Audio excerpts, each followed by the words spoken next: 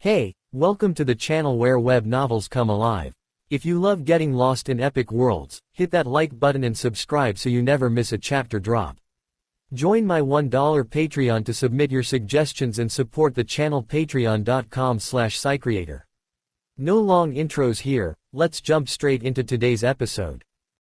100 years, Morty burp, Rick said, slurring his words as he violently shook Morty by the shoulders. The sound of Rick's half-drunk speech carried an unpleasant odor, which Morty could feel splattering against his face. Morty squinted, eyes still hazy from whatever Rick had been shoving into his rear moments before. His surroundings felt off, the floor beneath him too hard, the air filled with a chemical scent. Slowly, as Morty's senses came back to life, he realized he was no longer where he thought he'd been. The old man was still in front of him, stumbling like a drunk, his green-stained and ragged lab coat flapping against his frail legs as he tried to regain some semblance of balance. Morty blinked, his body stiff, and looked around, confused. What's going on here? Where am I? The 15-year-old boy asked, his voice sounding strange in his own ears, like he was listening to himself through a high-pitched voice changer. His hands were shaking as he touched his face, feeling something wet. He glanced down, only to find his fingers covered in spit. The old man, completely ignoring Morty's confusion, kept stumbling toward a cracked door at the far end of the dimly lit room. The door's frame was barely intact, looking as though it had been beaten down many times before.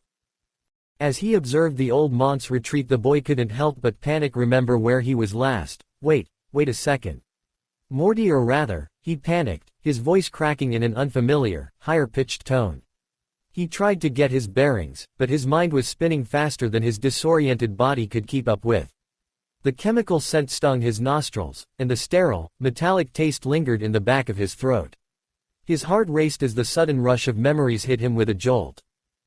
His last memory. It was clear now, like a snapshot burned into his brain. He was just a normal kid, a straight-A student who was just about to skip a grade level in a few days.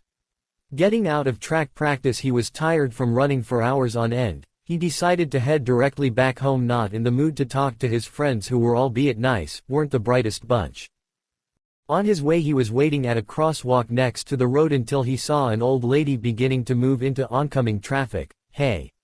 Stop, lady!" he yelled, as she was now deeper into the road, cars barely missing her. He made a quick decision, deciding to guide the lady across the short road. Rushing towards her, he began guiding her quickly across the road. Notice how the cars stopped for them. He began to calm down, letting his logic take over and move effectively across the road, until *SWURVE***, crash**, "A damn truck hit me," he said, tick marks forming in agitation. He had always been the kind of person to act logically. He wasn't one to get swept up in emotion. He could have let the lady be. He could have kept walking, ignoring the situation entirely. He would have gone home, studied, played video games, maybe even taken a nap. His future was already planned out. He was on the fast track to graduating early. But now he was here staring at his new reality, trapped in the body of. He assumed Morty Smith, judging by his surroundings and the crazy old man. Although he enjoyed the series of Rick and Morty, he wasn't stupid enough to think he'd survive it.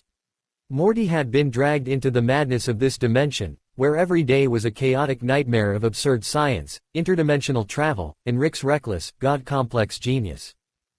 It wasn't just the regret of being here in Rick and Morty's world. It was the idea that he had given up his whole life for the sake of a woman who didn't even know his name, someone who would have forgotten his face the moment they parted ways. He had been on track for greatness, and now he was stuck here. In this insane universe.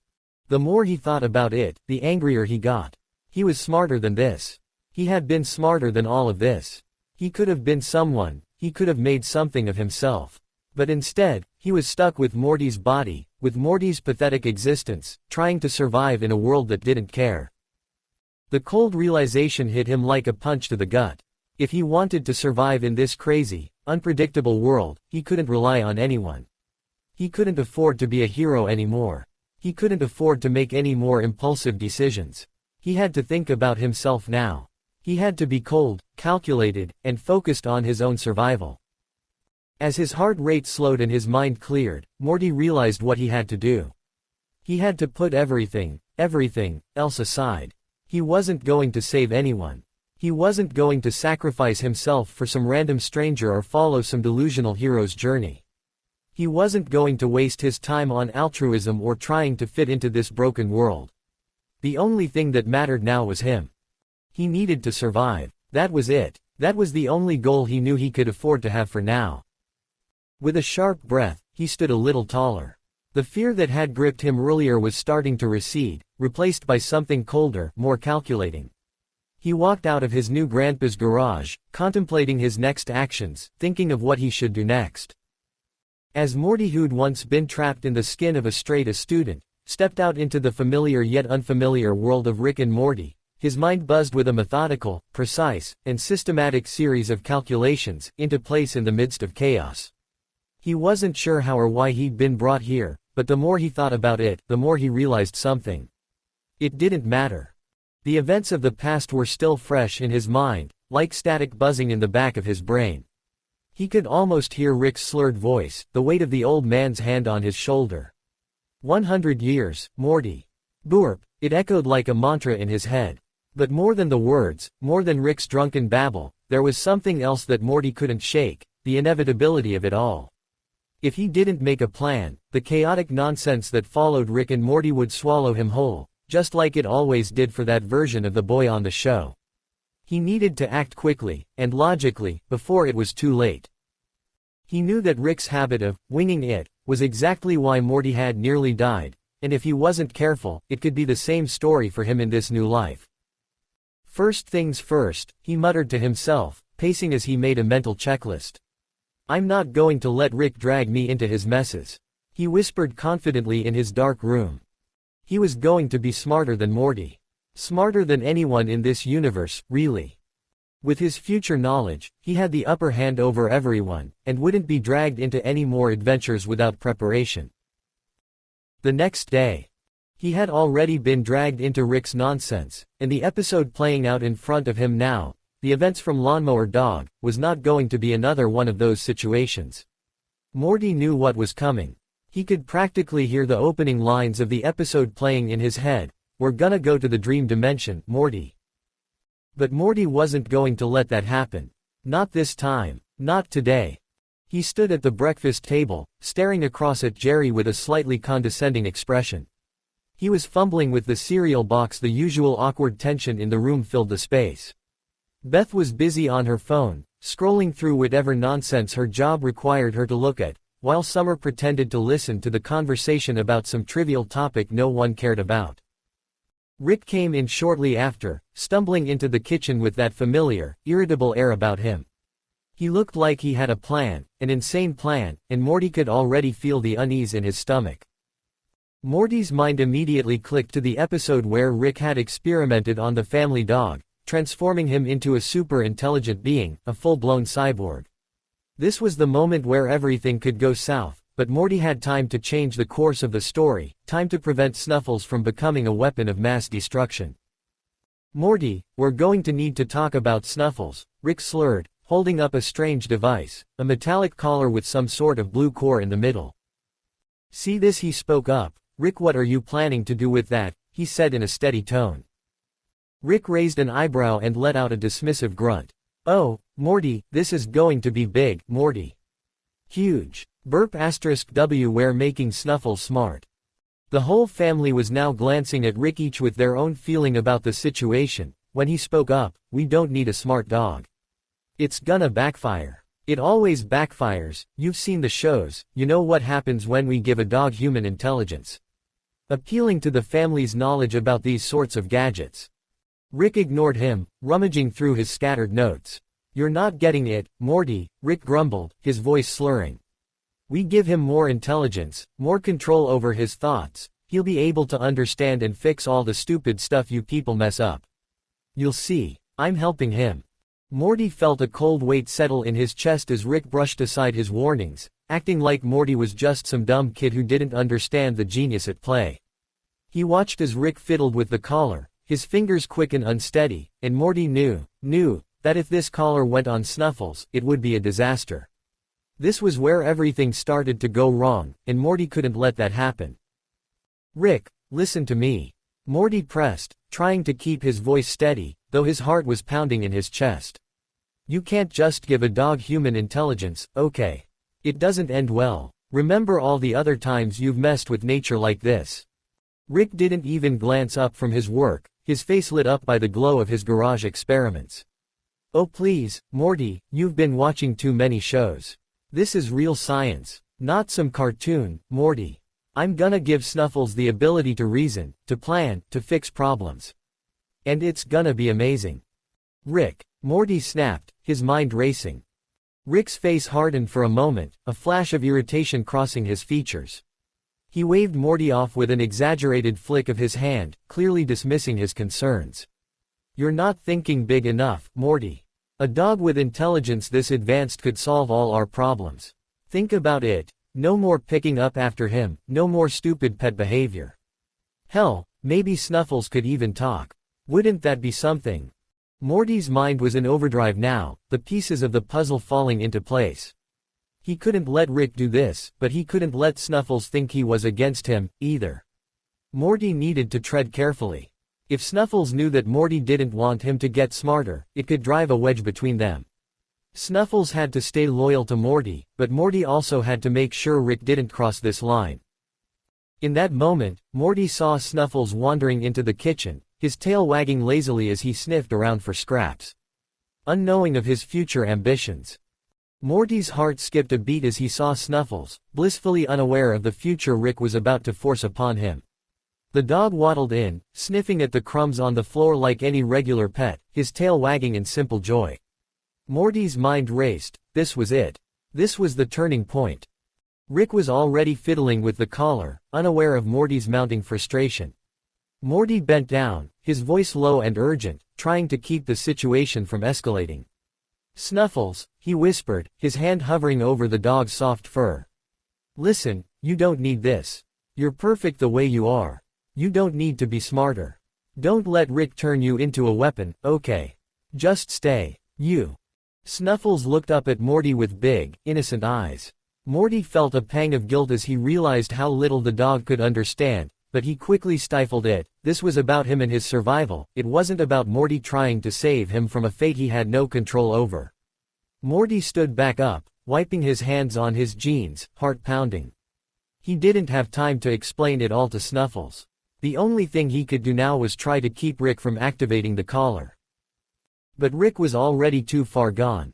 All right, enough talking, Morty. Rick shot up, his voice suddenly sharp, as he stood up and approached the dog. Morty felt a wave of panic surge through him, but he knew he couldn't just attack Rick. That would escalate things further. As Rick went to place the collar around Snuffles' neck, Morty took a deep breath, his thoughts racing, opening his mouth to stall for a new argument. Rick's right, Morty, Jerry suddenly said, his voice filled with a mix of frustration and resignation. He glanced over at Snuffles, who was playfully wagging his tail, oblivious to what was about to happen. This dog is just too stupid. I mean, he's cute and all, but he's chews up everything, pees all over the place, and makes a mess constantly. Maybe once he grows some brains he'll finally be a good boy. While Jerry was helping Morty understand Rick's perspective, he had finished. With one final click, Rick slapped the collar onto Snuffles, and a faint hum echoed from it. Morty didn't have the words to stop what was happening now. He could only watch helplessly as Snuffles' eyes glowed bright blue. It was the moment Morty had feared, the moment when everything started to fall apart. Snuffles? Morty asked softly, but the dog's response was far from the simple wag of a tail. He stared at Morty with intelligence gleaming in his eyes, and as he realized he had failed to prevent the canon timeline from happening, his mind began to wander as everyone around him was talking. Before Morty could process the weight of the situation, Rick grinned and clapped Morty on the back. All right, Morty. Enough with the puppy talk. It's time for our next real mission. Morty blinked, still trying to grasp what had just happened. Wait, what? He asked, his voice shaky. Rick was already pulling out some kind of device from his pocket. We've got a job, Morty. We need to go into your math teacher's dreams, and convince him to give you an A. No more homework. Think about it, no more math. Just a big fat, A. All the benefits of a smart kid without the burden of all that thinking. Morty groaned internally. This was exactly what he was trying to avoid, a chaotic mess where Rick dragged him into the deep end without a lifeline. But this time, there was no escaping. The rollercoaster ride had already begun. Sorry, I am skipping the dream sequence, just think of it as the same as canon. After surviving the nightmare realm, he could finally rest and comprehend how much danger he was in. I knew better than to go without a lifeline, and I still did, he mumbled to himself while standing at the entrance of his new home. Reflecting on his mistake, he decided to correct this as soon as possible, and in order to do that he needed power. Before Snuffles turned into an unbeatable war machine, he decided the only guaranteed way to defeat Snuffles was through obtaining power, and he knew exactly where to look for that. Walking towards his grandpa's garage, passing by the family who were all sitting around the TV, he quickly snuck into Rick Sanchez's workspace. Looking around, he saw what seemed to be an ordinary garage with a junk spaceship right out front of the half-closed door. He noticed things from later seasons, although he doesn't know much, to be completely honest. Like most avid watchers during Rick and Morty's peak, he dropped the show entirely after season 3, believing it had fell off from grace, but now he regretted not watching the show. It was 2023 when he died and was sent here, and there were currently 7 seasons of it out the time, meaning he doesn't even know half of the future events. Huffing for a bit at the absurdity of it all, he scanned the room for what he could use, his eyes halting at the hidden keypad at the side of Rick's workshop table. Morty took a step forward, his hand hovering just above the hidden keypad on Rick's workshop table. The weight of the situation wasn't pressing down on him, it was fueling him. His mind was sharp now, laser-focused.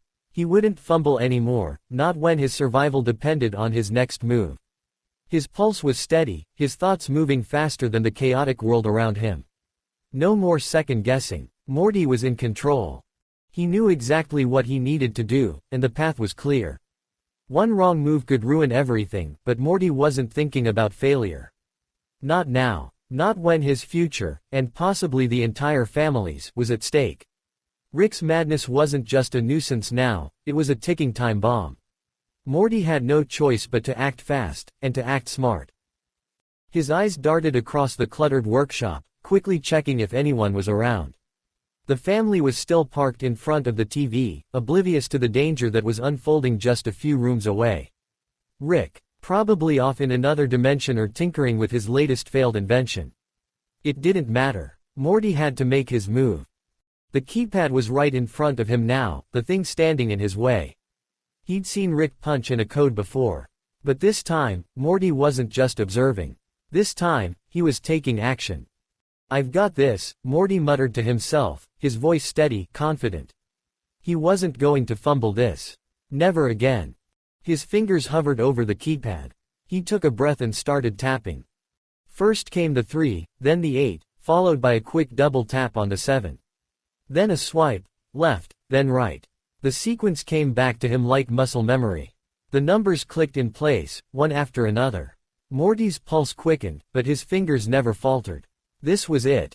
With a soft but satisfying click, the panel blinked green. Morty's heart surged. He was in. The hidden compartments slowly revealed themselves, the walls filled with power shone under the dim light of the workshop. Morty wasted no time. He began picking his weapon, his hands quick and sure. Inside were rows of gadgets, some familiar, some completely unrecognizable. It looked like Rick had shoved his entire arsenal into this compartment. But Morty wasn't here for all of it. His eyes scanned the shelves, quickly picking out the one gadget he needed. There it was. The Freeze Ray, an iconic, Rick classic weapon from back in the early days of their adventures.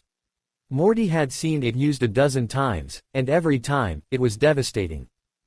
It was also the smartest choice. The gadget was lightweight and practical. People could survive this weapon as long as they were unthawed quickly, and it still had enough power to incapacitate a threat like Snuffles. Morty quickly slipped out of the garage, quietly shutting the door behind him. He could hear his family laughing from the living room, oblivious to the world-shattering decisions that were unfolding in the background. Morty moved stealthily toward the back door, feeling the weight of the situation on his shoulders. The power he now carried in his bag could tip the scales in his favor. The next step would be tricky, but at least he had a lifeline, a real one this time. The door swung open, and Morty slipped outside, the air-conditioned room hitting him like a wake-up call. He glanced over his shoulder to make sure he wasn't being followed. No one had noticed, which was good. He had a plan, and the plan was unfolding exactly as he needed it to. "I'm smarter than this, Morty.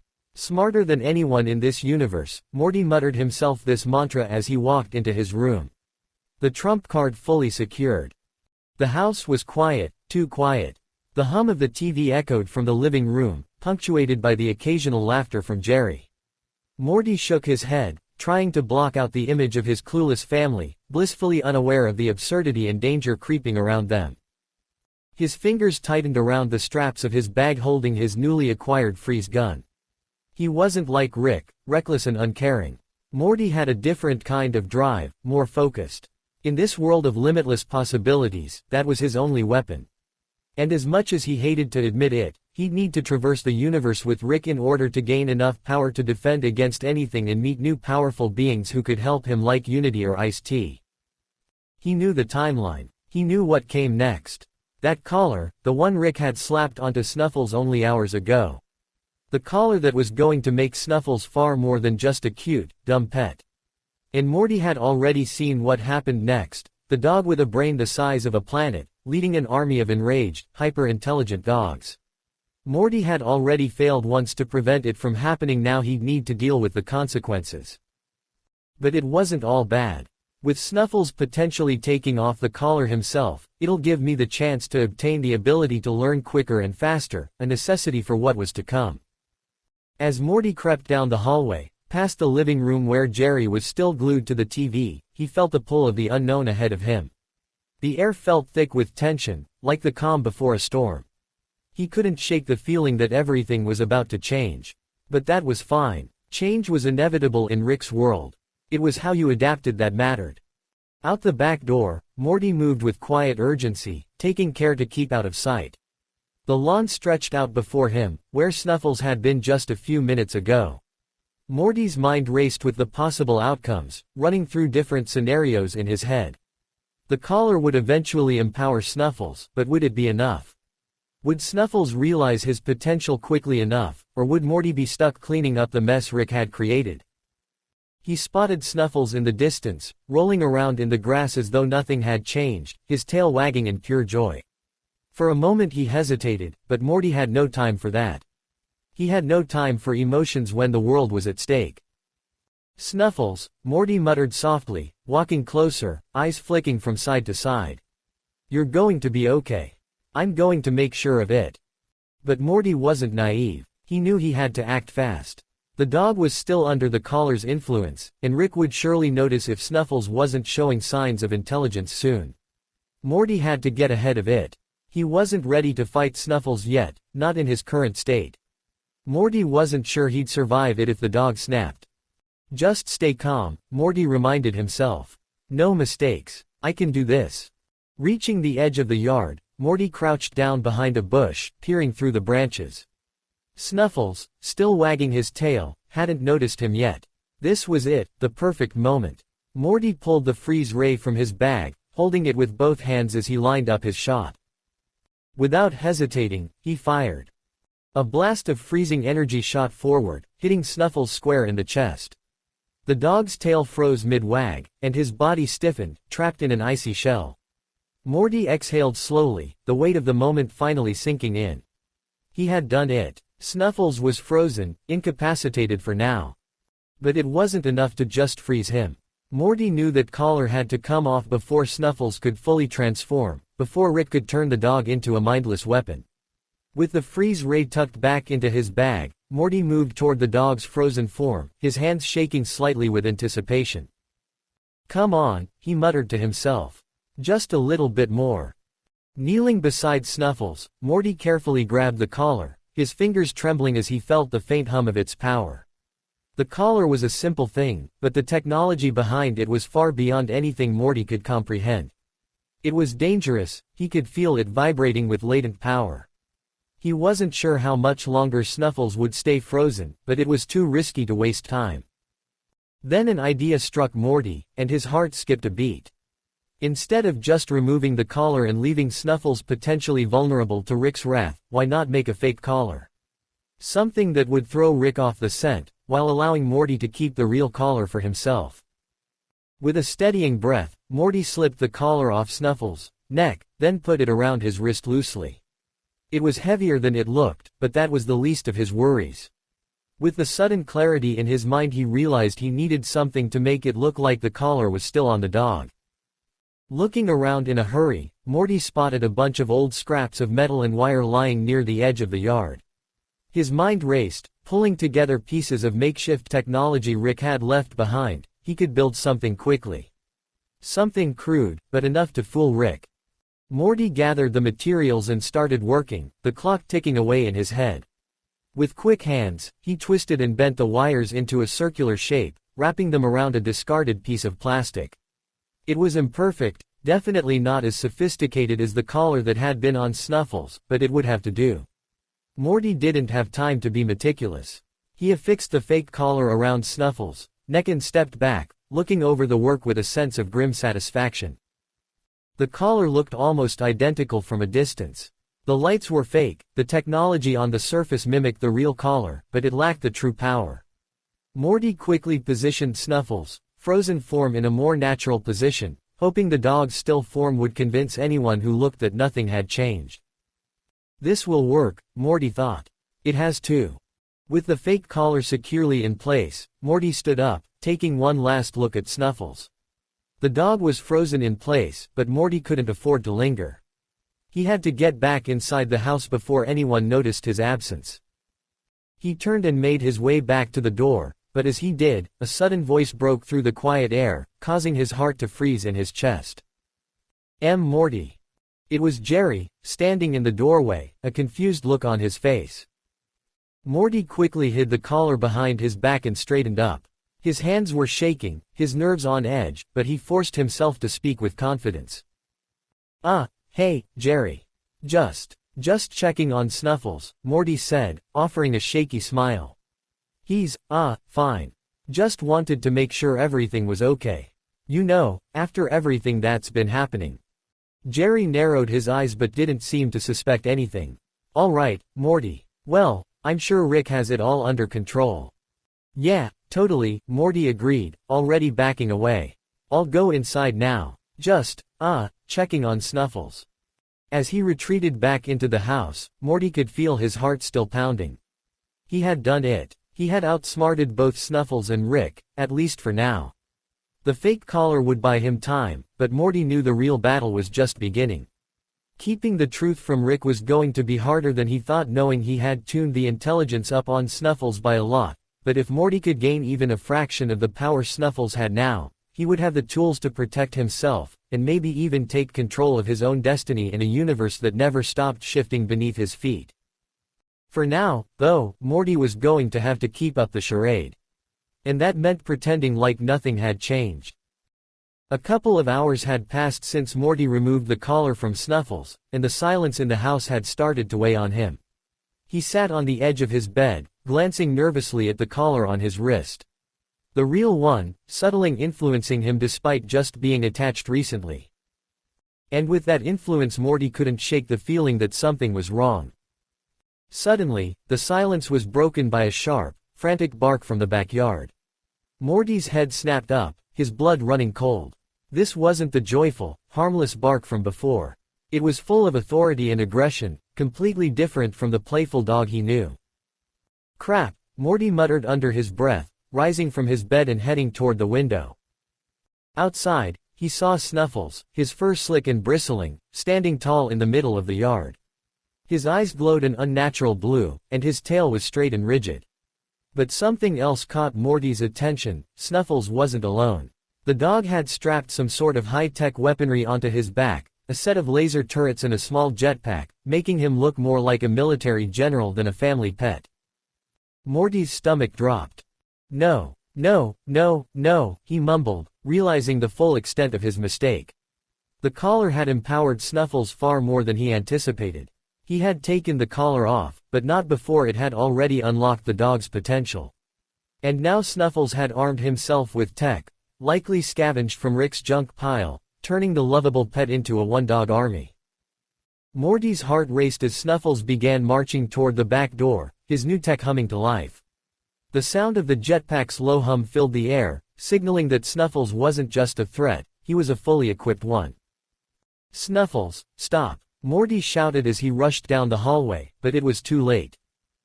The door burst open with a loud bang, and Snuffles entered the house with chilling precision. His eyes locked onto Jerry first, who was still sitting on the couch, oblivious to the danger creeping into the room. "Guys!" Morty shouted, running into the living room. "Get away from him!" But before he could reach them, Snuffles had already activated the laser turrets on his back.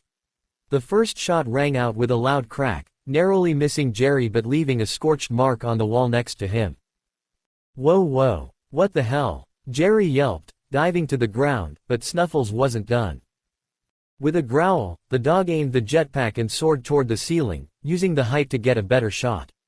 The lasers fired again, this time hitting the couch where Summer had been sitting, causing the fabric to singe and burn. "Snuffles, stop!" Morty screamed, feeling a cold sweat break out on his forehead. He looked at his family, panic-ridden on their faces, confusion in their eyes, as Snuffles continued his attack. They had no idea what was happening. Snuffles darted toward the kitchen, avoiding a shot from Jerry, who was scrambling to find some kind of weapon. The dog's technology had turned him into an efficient, dangerous being. Morty could see the cold calculation in Snuffles' eyes now. It wasn't just the dog he had once known. This was something else, something far more dangerous. "Dad, move!" Morty yelled as Snuffles turned toward the kitchen, eyeing Jerry as his next target. But Morty knew there was no time for words now. With a desperate, calculated move, Morty grabbed the ray gun and shot at Snuffles, barely missing due to lack of experience. "Hey, over here!" he shouted, trying to distract the dog long enough to get close. It worked. Snuffles, momentarily distracted by the blast flying through the air, turned his attention to Morty. Morty had no choice, before it's too late he needed to defeat Snuffles. As Snuffles growled, Morty rushed forward, aiming for the jetpack. He dodged the incoming laser clumsily and grabbed hold of his jetpack, pulling the dog back to the ground with all his strength. The turrets whizzed above his head, but Morty kept his grip firm. "Snuffles, stop. You're still my dog, I know you are," Morty shouted at the hyper-intelligent being. Just as the dog began to squirm free, Morty pulled out the freeze ray, quickly flicking it on and firing at Snuffles. "You would have been a good addition to my team if you weren't so hell-bent on killing everyone," Morty thought the moment he pulling the trigger, and Snuffles froze. The house fell silent.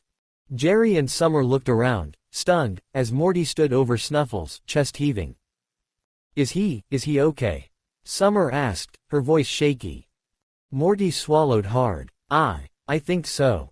He glanced at the fake collar still on the frozen figure lying motionless on the floor. The damage had been done, and Morty knew it. There was no going back now. But at least for the moment, Snuffles was no longer a threat. For the past couple of hours, his mind had been swirling with new knowledge, vast ideas, and concepts he didn't fully understand. His brain was expanding, adapting to the collar's enhanced cognitive functions, but it was also beginning to get overwhelming. It was like trying to read every book in the library at once while also solving quantum equations in his head. "Okay, Morty, focus," I mutter to myself, rubbing my temples. "I gotta figure out a way to survive this. Anatomy Park's coming up, and I need to be prepared. Like, really prepared." He looked down at the collar, which was glowing faintly. The little black device looked innocuous enough, but he could feel it coursing with potential. If he could just figure out how to use it, really use it, he might have a shot at surviving what came next. Anatomy Park was close, and it wouldn't be long before things got messy. Okay, so maybe it's not exactly a lab, but in my room right now, I've turned the place into one big chaotic mess of tech I've gathered. Old gadgets, wires, and half-finished experiments. The collar's doing something to my brain, I can already feel it, I'm thinking faster, clearer. It's like I've unlocked a whole new level of understanding. Like, Rick's inventions are now my inventions. I glance around, staring at the stuff I've scavenged. There's an old blender sitting on the floor. A few broken gadgets lying around, some spare wires. A couple of batteries and metal scraps. I've seen Rick do his thing so many times now these past couple of days, I think I know enough to piece something together. This is crazy, I whisper to myself. But if I can build what Rick does. An idea formed in my mind. And just like that, the idea hits me. Shrink ray. Rick has one. I've seen it work. I can make it work, too. I reach for the blender, twisting it in my hands, trying to figure out what I can use and how I can adapt it. The collars hum softly, feeding me knowledge, blueprints, and even the physics behind the shrink ray. Before I even realize it, I'm working, my hands moving like they've got a mind of their own, putting things together at lightning speed. The collars feeding me the exact steps, the measurements, the wiring. It's like my brain's on autopilot, like I'm some sort of mechanical genius. I step back to admire my work, and sure enough, there it is. A makeshift shrink ray, looking a little rough around the edges but functional. I look at a random ceramic anime figurine on my desk. I've got this. Okay, here goes, I mutter, pointing the shrink ray at the anime girl figurine. I hesitate for just a second, then pull the trigger. The room shimmered, and a blast shot fro the gun hitting it directly. Unfortunately after the flash of light was gone he was left with a burnt explosion girl's cape half gone. Although it failed he understood why, it was clear he actually needed to learn how to build the items he wants. With this newfound info I quickly went to Rick's garage to find some schematics potentially lying around. Who knows, maybe I'll get lucky, he huffed. So I may have taken some liberties with Rick's tech. But, hey, he probably won't notice. I grinned. Rick was practically feeding me schematics. Although most didn't seem very useful for any reasons besides to have fun, he hit the jackpot with this. Rick's space cruiser. Although a lot of it didn't make any sense to him, especially the engine, he could work around those small issues. I'm like a walking, talking Rick when it comes to this stuff now. Beginning immediately I grabbed his tools and necessary supplies in order to construct this Mortmobile and headed to my laboratory, a mix of fear and anticipation itching at me. Days later. Snow filled the grounds of our neighborhood, signaling something big was going to happen. The episode had started and his creation, although poorly made, was almost complete. With keys in hand, I admired my work. In the middle of my backyard there was a spear-shaped ship lying in parts across the grass. Each piece a shade of a reddish-black bean. Next to it stood a compact rocket engine. It took me all night and day to create the engine. Its complexity really confused me at first, but the more I did it the more I understood, as though something was whispering the answer into my ear. Now how do I hide this? It was the crack of dawn and he just took all these pieces from his room. Although the spaceship wasn't big compared to many, even being slightly smaller than Rick's, I'd be impossible to hide it within his small room. If only that shrink ray worked, I wouldn't be having this issue. I sighed, content with my progress but stumped on how to hide this mess. I'd have to think of something, and the best idea my cognition-amped mind could come up with is burying it. With this I acted quickly. I'd need to build something efficient to bury all this stuff in just a few minutes. Luckily, with the collar at play I remembered all the random miscellaneous stuff Rick had built. A top that spins forever, a plant that looked like an offshoot of the mega seed, a box that contained superheated plasma, and an extendable sword. I knew only one of these devices were actually useful enough to help me solve multiple issues, and that was the laser box. Although it was heavy, all I had to do was change a couple of things within it. It could be used as the most efficient ground digger, a makeshift bomb. Morty got back to work in his laboratory and quickly began tampering with the gadget splayed on the table with the rest of the pile next to it. Once I am finished, the ship will be buried in no time, and I'll finally have a weapon to use in Anatomy Park, he thought as his mind pushed him to make the creation faster. I adjusted the strap of the bag slung over my shoulder, the weight of the freeze ray and the laser digger both reassuring and a little terrifying.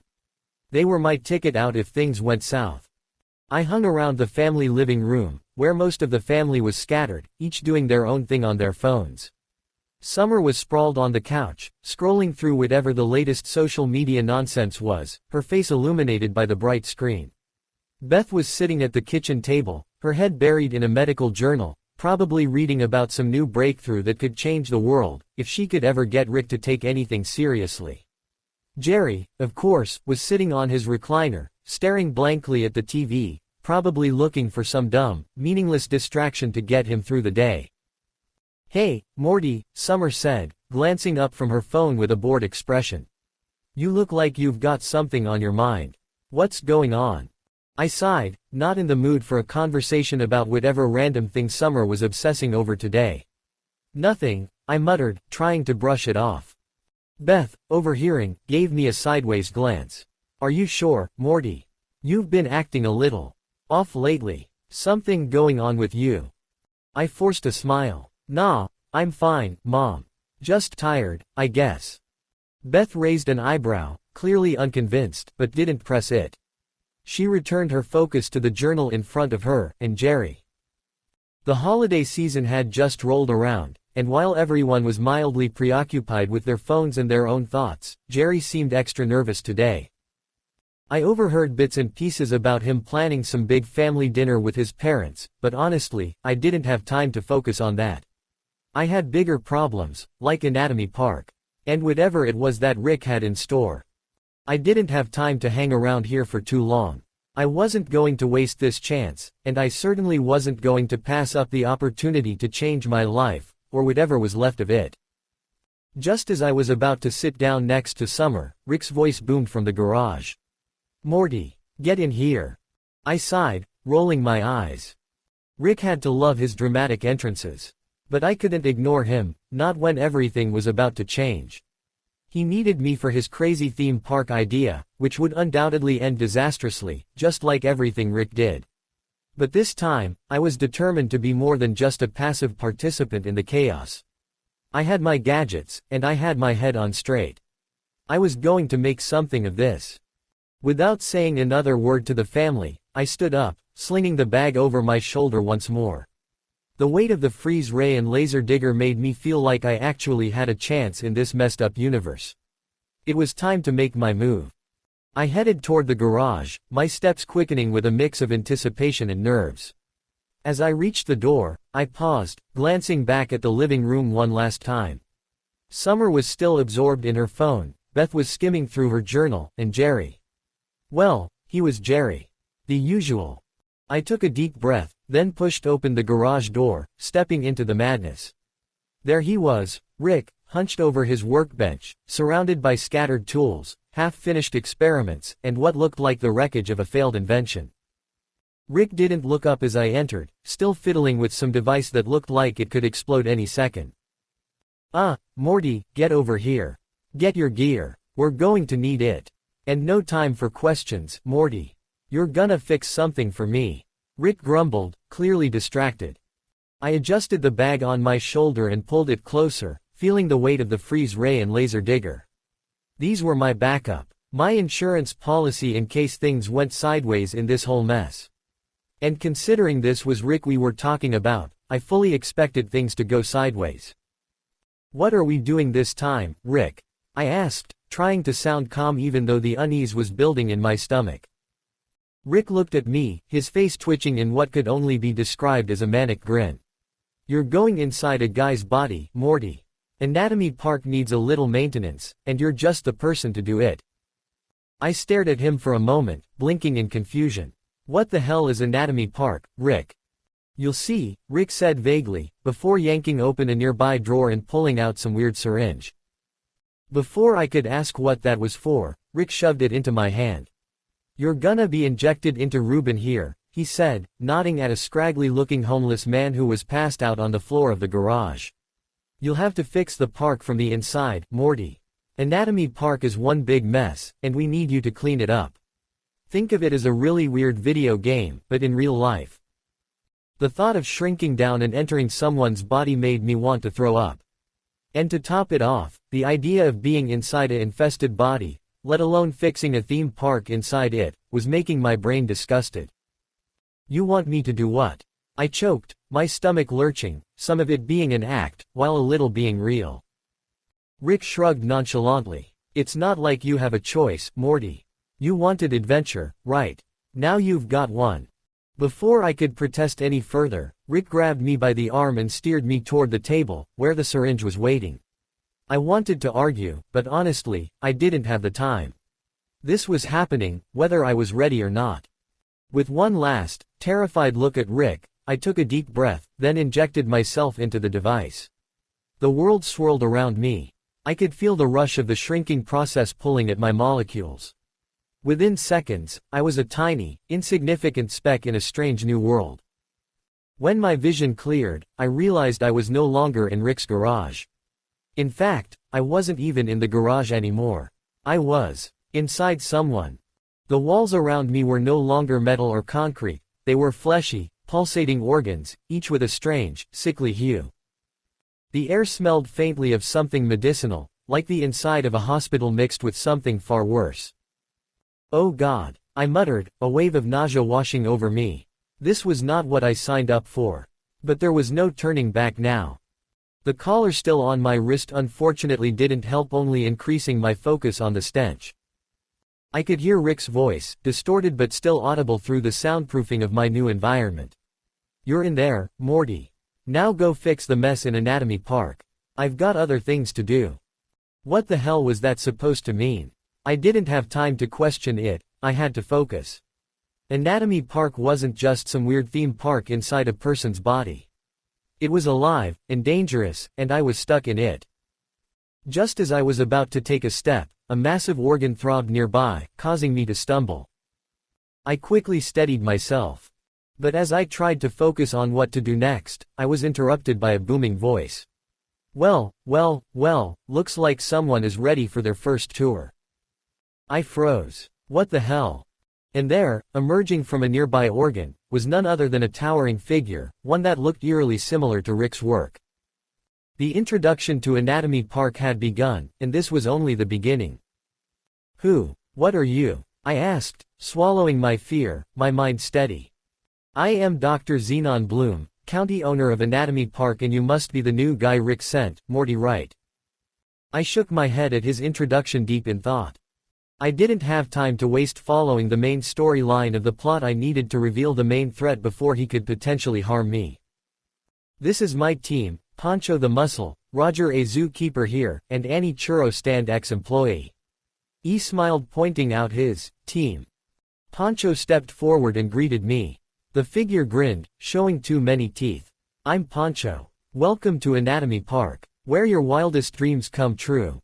Or not. Depends on your luck." I wasn't buying it for a second. I had no idea what Pancho's role was in all of this, but I do know the canon timeline and he's guaranteed to betray the team. I had to get rid of him.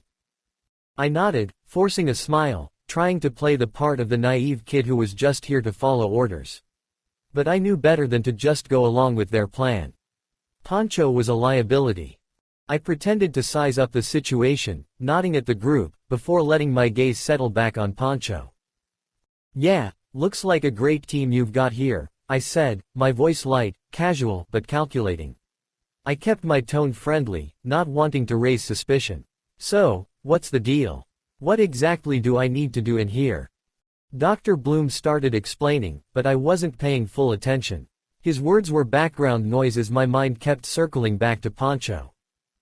Pancho was distracted, talking to Roger and gesturing with his hands. It was the perfect opportunity. I needed to get a closer look at that backpack, at what he was hiding. But I couldn't just march over there and grab it. No, I needed to play it smart. Later on, I stepped back slightly, trying to make myself blend into the group. I focused on breathing steadily as my mind shifted into overdrive. That's when I saw it. The bubonic plague. Just visible, was the vial of bubonic plague. It was almost comically obvious, as though he didn't even care who saw it. But I knew better. This wasn't an accident. Pancho was deliberately drawing attention away from the dangerous contents he was carrying. I had to act fast. If the plague got out, it would be disastrous. Not just for the park, but for me as well. I needed to expose him. But I also needed to be careful. Pancho was the muscle for a reason. He could probably tear me apart if I wasn't strategic. I readied my thoughts, the collar on my wrist glowing a shimmer of blue. "Hey, Pancho," I said suddenly, cutting into the conversation. My voice was firm, like I had all the time in the world. You wouldn't happen to have anything, dangerous in that jacket of yours, would you? Pancho froze for a split second, his eyes flickering to his backpack. The way he tensed up, I could tell I'd caught him off guard. I smiled inwardly. This was it. Dr. Bloom looked over at me, confused. What do you mean, Morty? Nothing, I said quickly, keeping my voice light. Just, looks like Pancho's carrying something around in there. Like a plague or something. I grinned at Pancho, who visibly stiffened. Pancho tried to laugh it off. What are you? I asked, swallowing my fear, my mind steady. I had to stay calm. I had to think. I'm Dr. Xenon Bloom, co-owner of Anatomy Park, and you must be the new guy Rick sent, Morty, right? He said with a pleasant but somewhat unsettling smile, offering me a handshake. I shook my head at his introduction, already deep in thought. I didn't have time to waste following the main storyline of the plot. Anatomy Park was just another twisted mess of a show, and I knew exactly how this was going to unfold. But this time, I wasn't going to be a passive participant. This wasn't just another random adventure where Rick and I would barely escape. I needed to take control. This is my team, Dr. Bloom continued, gesturing to the ragtag group behind him. Pancho, the muscle, Roger, the zookeeper here, and Annie Churro, an ex-employee. He smiled proudly as he pointed out his team. Pancho stepped forward first, grinning like some psychotic carnival barker, showing too many teeth. I'm Pancho. Welcome to Anatomy Park, where your wildest dreams come true. Or not. Depends on your luck. His voice was dripping with sarcasm and too much enthusiasm, which immediately set my nerves on edge. I wasn't buying it for a second. I nodded, forcing a smile, trying to play the part of the naive kid who was just here to follow orders. But I knew better than to just go along with their plan. Pancho was a liability. I had seen this guy's antics on the show, and I knew exactly how this was going to play out. Pancho was not to be trusted. Sure, he acted like a big tough guy, but in the end, he'd betray everyone to save his own skin. I couldn't let that happen, not when I was so close to gaining the upper hand. I pretended to size up the situation, nodding at the group, before letting my gaze settle back on Pancho. Yeah, looks like a great team you've got here, I said, my voice light, casual but calculating. I kept my tone friendly, not wanting to raise suspicion. So, what's the deal? What exactly do I need to do in here? Dr. Bloom started explaining, but I wasn't paying full attention.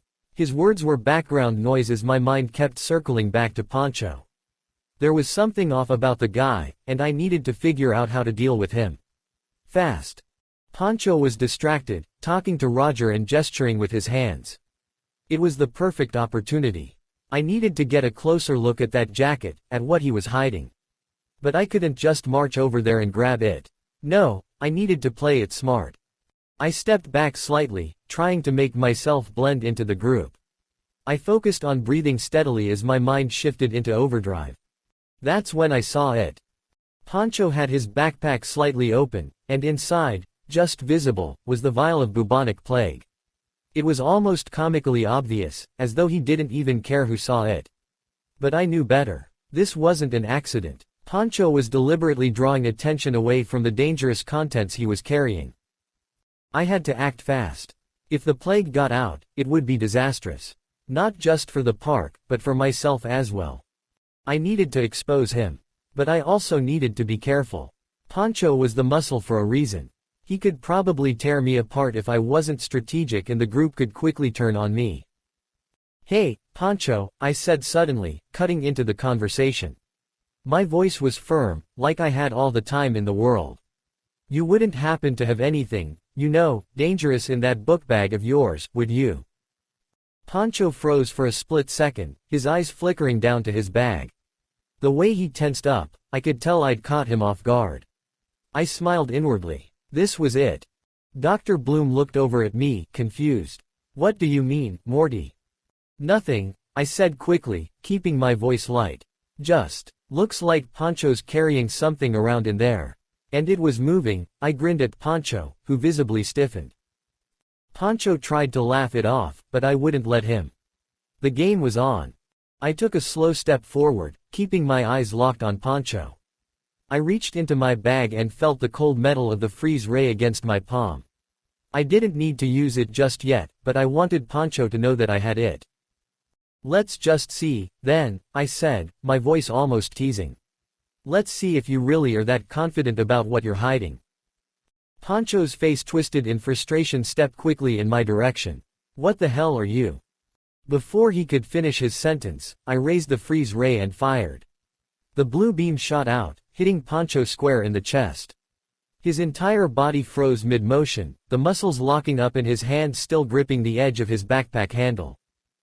Dr. Bloom and the others stared in shock as Poncho stood there, now completely frozen in place, a dangerous weapon still within his reach. I stepped closer to him, my heart pounding, but I knew I couldn't hesitate. Not now. With a quick motion, I unzipped Poncho's bag and retrieved the vial of bubonic plague. The glass was cold in my hand, but I was grinning. I had him. I looked at Dr. Bloom, who was watching the whole scene unfold in disbelief. This was a serious threat, I said, holding up the vial. And it looks like Poncho here had plans to unleash it on all of you. But don't worry, I took care of it. Dr. Bloom blinked, his earlier smile vanishing as he processed the situation. What are you going to do with it? Don't worry about it, I said, shoving the vial into my bag. You've got enough problems with Anatomy Park falling apart around you. I've got this under control. I turned away from the group, the weight of the vial in my bag a reminder of just how much power I had in this universe. I wasn't just surviving now. I was making my own fate. Rick would get his park fixed, he'd get his adventure. But this time, I was calling the shots. Let's hurry up and save this body while we still can. We don't have much time. I said, the frost gun in my hands still producing a stream of frost mist out into the air. Plan completed.